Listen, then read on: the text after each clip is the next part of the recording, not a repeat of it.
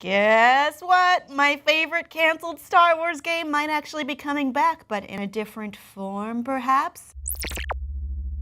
So since Disney obtained Lucasfilm, they've been toying with a certain idea, and that is bringing a live-action Star Wars series to television. Let's get into that. So we actually, at the TCA's entertainment president, Channing Dungey, was talking about this, and she didn't reveal very much. I'm not giving you anything.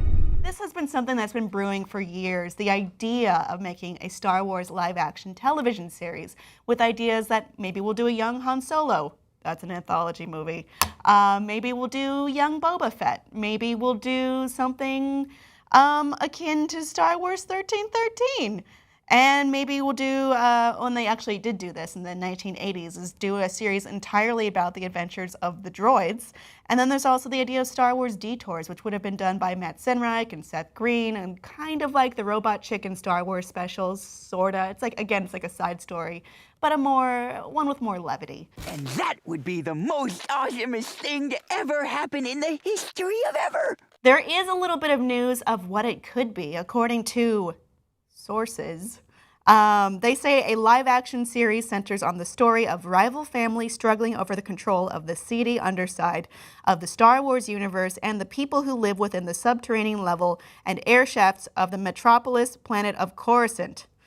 A bounty hunter may be the main character. Set between the original Star Wars film trilogy and the prequels, the time period allows for all sorts of potential appearances from classic figures from the Star Wars universe. So basically exactly like Star Wars 1313, which if you watch this show, you've heard me complain about it constantly and bemoan it constantly that I wanted this video game to happen, but then LucasArts was dismantled. I went to the preview of the game and I was so happy and impressed with it, which was basically a Jedi-less Star Wars game below the levels deep near the bottom of Coruscant, where it's a hive of scum and villainy, and it does center on bounty hunters, not specifically Boba Fett, like an original new character, it seemed at the time, or at least in the preview I saw, it was two unknown faces as the main character and the main character's friend who got killed off quickly. I can't spoil that because that game is canceled. I would love to see this, I think, but then there's also this other idea.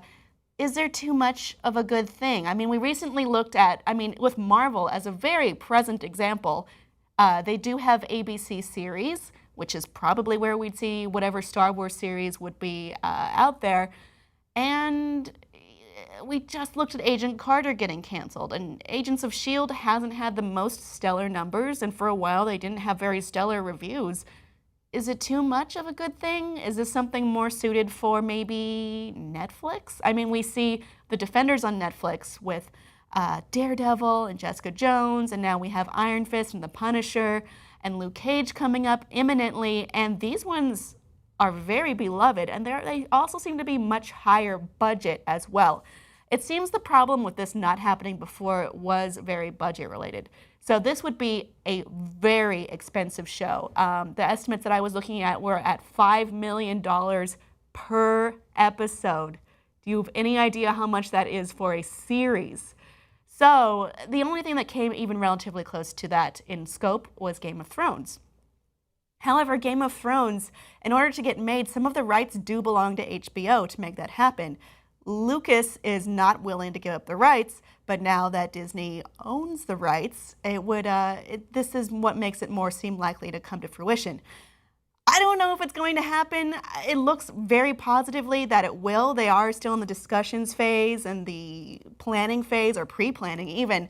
And then I don't necessarily know if this is a great idea. It has to be executed just right, because there is a standard of quality that people look for in Star Wars live action. I mean, if you're looking at Rebels or Clone Wars, that's a whole different story. It's all CGI, so you can probably factor all kinds of things into the budget. But people have an idea of what they want, especially now where we have more reliance on practical effects along with special effects. So I tentatively say yes, but you need to really show that $5 million per episode. Audience, would you watch a Star Wars live-action TV show, and what would you want to see in it? Let us know below in the comments, and please like and subscribe for more.